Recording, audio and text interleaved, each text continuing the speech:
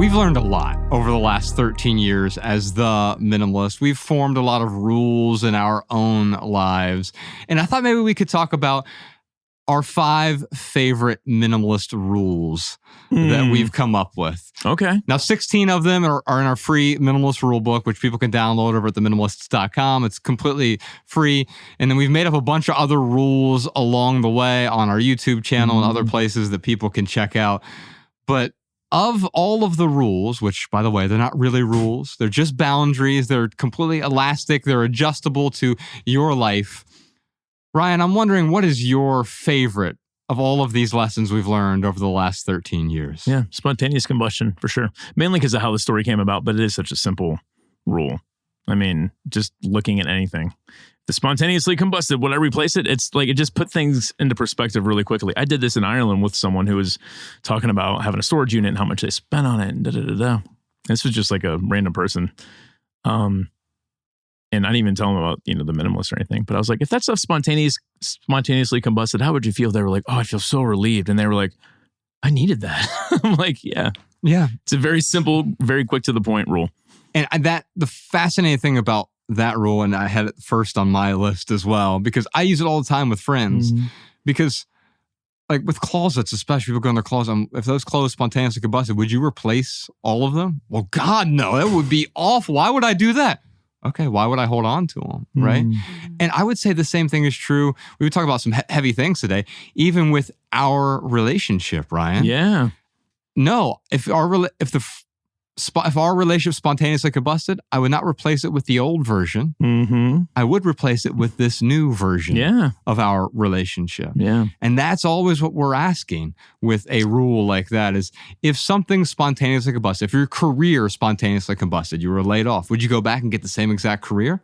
If so, great. That means you're in the most appropriate job. Yeah. If the purple t-shirt I'm wearing right now is for the special occasion of Ryan Nicodemus, celebrating Ryan Nicodemus, if it were to spontaneously combust, well, I guess I'd replace it right now, but tomorrow I probably wouldn't replace it because it's going to serve its purpose today. I'm not going to keep clinging to it.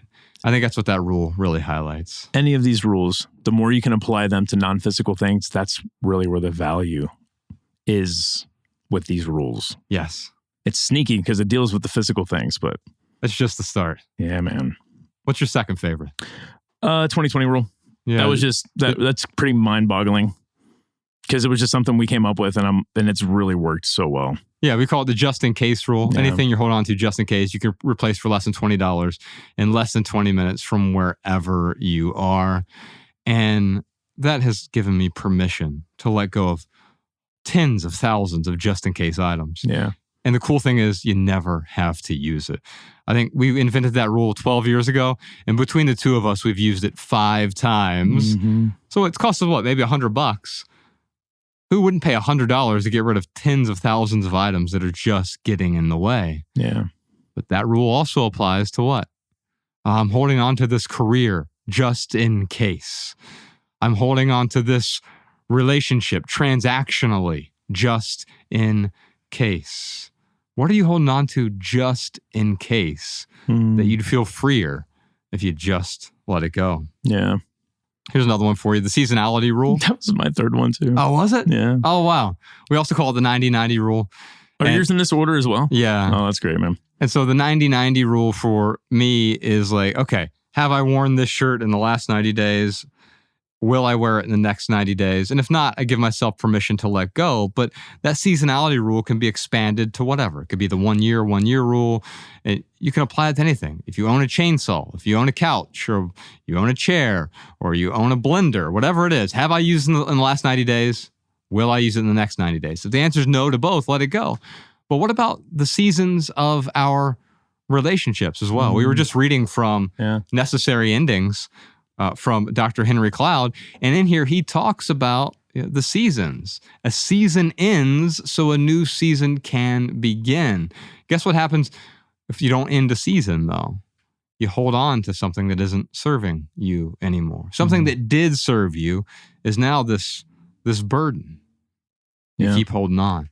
And the seasonality rule just tells me, all right, this season for this has come. And this season is over. Let's make way for the new season. Yeah. When I was thinking about that rule, it was really about how when we first did the packing party, and I was looking at all the clothes in my closets, and I'm like, well, I do use some of these, and I think it was your idea. Where you're like, well, have you used it in the last year? You're going to use it in the next year. I'm like, oh, that's good. Like that, because it gave me permission to hold on to way more than I should have.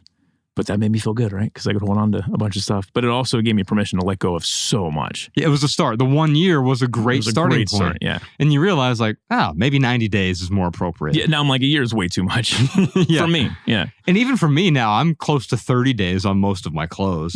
Tomorrow you're going to be like 1 day on that shirt. Yeah.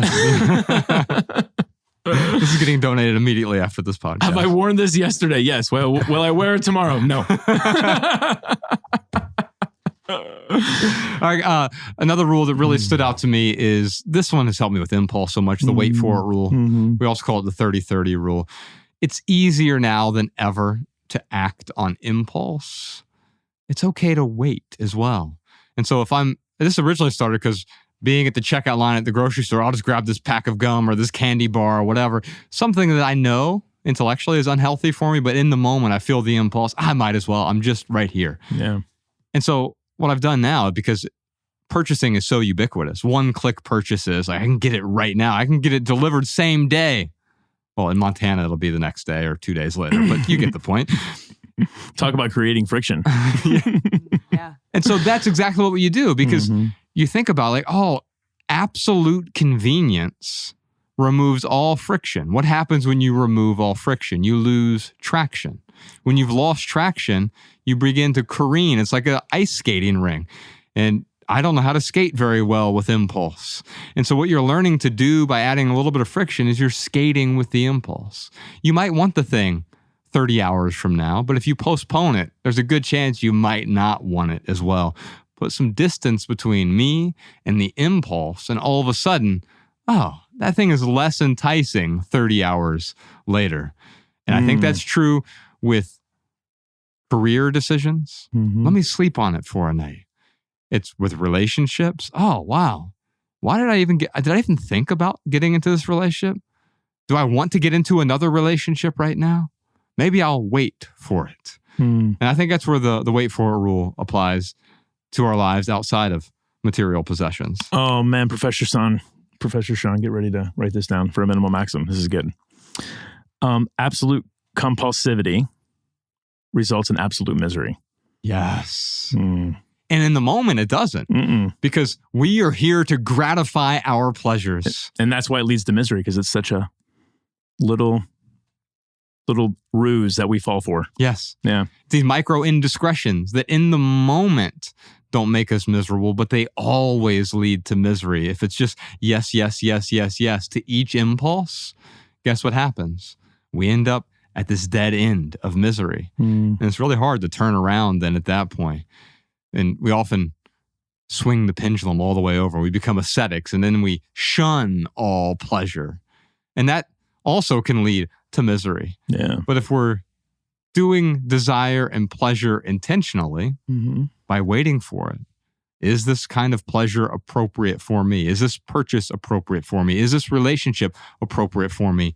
Not a former version of me, but for this version of me right now. The wait for it rule also applies to criticism, constructive feedback, and contention. It's very easy to think that if I have a problem with what just happened, the best time to address it is when I look and feel angry, because then they will see how much it matters to me and they will respond to the way in which my visible, observable anger rumbles the room. That's right. But sometimes it sends a really powerful signal when you can say, I'm going to wait. I'm going to give this 24 hours because I want to process what I feel. I want to understand why that makes me angry. And when I speak on it, I want the weight to come from my conviction and my clarity of thought and not from my body language alone. And you go back to that restaurant, you go back to that family member, you go back to that friend, and you say, hey, yesterday you did something, you said something that rubbed me the wrong way. And I've given that some thought, and I wanted to address that with you. that has a certain kind of gravity about it that's so strong because you're conveying to that person, I care enough to have put some thought into it and to address this from a place that's not rooted in impulse, but that's rooted in conviction. That's how much I care. And that's an alternative to feeling like, well, I just need to, lash out at the moment that you irritate me. So the wait for it rule applies to so much more than just stuff. Mm-hmm. It applies also to conflict and relationships. In fact, one might argue it applies much more in those scenarios. Yeah. However, to add on to it, don't wait too long for it. And I think that's the lesson of some of the stuff we've been talking about today, because if you wait too long, I really want to buy those shoes from Amazon. I'm going to wait 30 years. Yeah. It's not going to come to fruition. But the same is true with conflict with someone else. I'll just wait till tomorrow. And if you keep waiting till tomorrow again and again and again, you never make room for that conflict. And then baby Godzilla turns into adult Godzilla, and Godzilla is taking over the city. So wait for it, but don't wait too long for it. Is the lesson that I've told myself. The fifth one that I have here, Ryan, can you guess? The no piles rule. That's a good one. I like it. Or the set the stage. Yeah, setting the stage rule, no piles rule. We'll put links to both of those in the show notes. The fifth one for me is the emergency items rule. Oh, yeah. That's an important one. The emergency items rule is like, hey, these are items, they're just in case items. Yeah. I hope I never have to use these. Yeah, I hope I never have to use this plunger, but I own one. Right. Because sometimes I'm full of crap. And emergency items are just in case items that I have on hand. Chains for tires if you're driving through the snow in Montana, or if I have a plunger at home, or if I have a first aid kit in my car, jumper cables, which I didn't have any, and Ryan had to come out and give me a jump a few weeks ago because I fell asleep in my car on the drive home. And it's an emergency item. I hope Ryan never has to use them, but I'm sure glad that he had them a few weeks ago, right? Now, how does this apply outside of material possessions, right? Well, I don't have just-in-case friendships, right? But I do have people that I can rely on in case of an emergency. Amen. And Ryan, you're definitely one of those people. You're the first call. You have a collect call from the Lebanon Correctional Institute. It's always from me. Every time I get arrested, I have his phone number memorized. I have like 3 phone numbers memorized, and yours is definitely one of them. Oh, shoot. I'll bail you out anytime, buddy. I appreciate that. Yeah. Did you enjoy this standalone Patreon highlight? If so, you can listen to full episodes of the Minimalists private podcast available exclusively on Patreon. Visit patreon.com/theminimalists or click the link in the description. Your support keeps our podcast and YouTube channel 100% advertisement free.